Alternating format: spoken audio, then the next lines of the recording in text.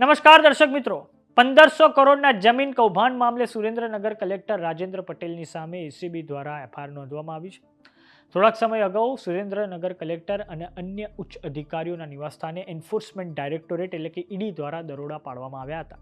આ રેડ પછી સુરેન્દ્રનગરના નાયબ મામલતદાર ચંદ્રસિંહ મોરીની ધરપકડ કરવામાં આવી હતી અને આ પછી તેમને ગ્રામ્ય કોર્ટમાં રજૂ કરવામાં આવ્યા હતા, જેમાં ઈડી દ્વારા આ મામલે વધારે પૂછપરછ કરવા અને પુરાવા એકત્રિત કરવા માટે કોર્ટે 1 જાન્યુઆરી 2026 સાંજે 5 વાગ્યા સુધીના રિમાન્ડ મંજૂર કર્યા છે. તો હવે કલેક્ટર રાજેન્દ્ર પટેલની સરકાર દ્વારા બદલી કરી દેવામાં આવી છે અને સાથે સુરેન્દ્રનગરનો ચાર્જ ડીડીઓ કેસ યાજ્ઞિકને સોંપી દેવામાં આવ્યો છે.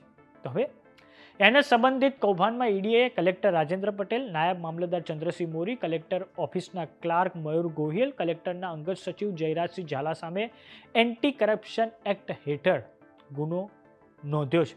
ઈડીના ચંદ્રસિંહ મોરીના ઘરેથી 67.50 લાખ રૂપિયા રોકડા મળ્યા છે. ઈડી દ્વારા અન્ય ફરિયાદ પણ નોંધવામાં આવી છે અને એસીબીની ફરિયાદમાં ઈડી ફરિયાદી બની ગઈ છે. ચંદ્રસિંહ મોરી અને અન્ય સામે ગુનો નોંધીને હવે આગળની તપાસ કરવામાં આવશે. તો હવે આ સમગ્ર મામલે મામલતદાર ચંદ્રસિંહ મોરીના વકીલ નીતિન ગાંધીની પ્રતિક્રિયા સામે આવી છે. આવો સાંભળીએ તેમણે શું કહ્યું છે.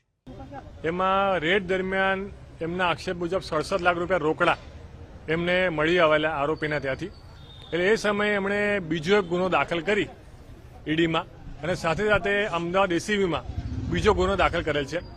અને આજે ઈડી દ્વારા કુલ 14 દિવસના રિમાન્ડની માંગણી કરેલી, જેમાં મુખ્યત્વે એમના ગ્રાઉન્ડ એવા હતા કે આ પૈસા ક્યાંથી આવ્યા છે, અન્ય કયા કયા આરોપીઓ આમાં સંડોવાયેલ છે.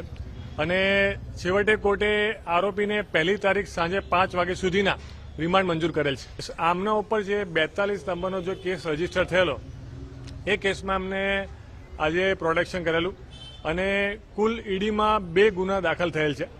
અને એ ગુનામાં એમને આગળની જે તપાસ છે, ગુનાના રૂટ સુધી જવા માટે ઈડી દ્વારા રિમાન્ડની માંગણી કરવામાં આવેલી. વાત કરીએ સુરેન્દ્રનગરમાં થયેલા એને કૌભાંડની, તો ઈડીની તપાસમાં ખુલાસો થયો છે કે વચેટિયાઓ અને એજન્ટો મારફતે જમીન એને કરાવવામાં આવતી હતી.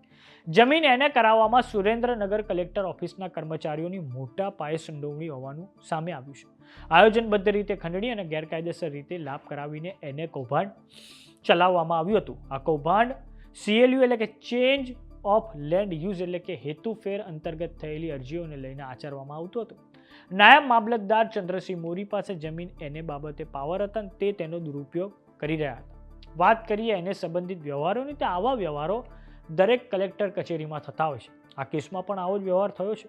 આ કેસમાં ચોરસ મીટરના 10 રૂપિયા લેવામાં આવ્યા હતા, પરંતુ પૈસા આપનાર વ્યક્તિએ ફરિયાદ કરતા કેસનો ઘટસ્ફોટ થયો છે. જો કે પ્રિવેન્શન ઓફ કરપ્શન એક્ટની કલમ 8 કહે છે કે લાંચ આપ્યાના 7 દિવસમાં જો તમે ફરિયાદ કરો છો તો જેણે લાંચ માંગી હતી તેને જ સજા થાય છે, પરંતુ જો તમે 7 દિવસ પછી ફરિયાદ કરો છો તો લાંચ આપનાર વ્યક્તિ પણ ગુનેગાર બને છે.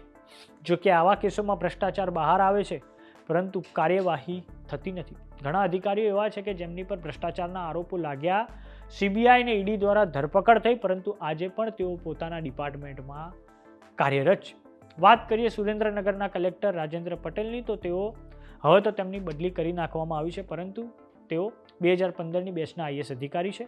અગાઉ સુરત મ્યુનિસિપલ કમિશનર તરીકે ફરજ બજાવતા હતા અને ફેબ્રુઆરી 2025માં જ તેમને સુરેન્દ્રનગર જિલ્લામાં પોસ્ટિંગ મળ્યું હતું.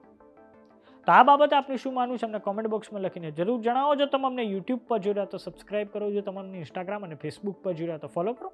સાથે જ અમારી WhatsApp ચેનલ આવી ગઈ છે, જોઈન કરવાનું ના ભૂલતા. નમસ્કાર.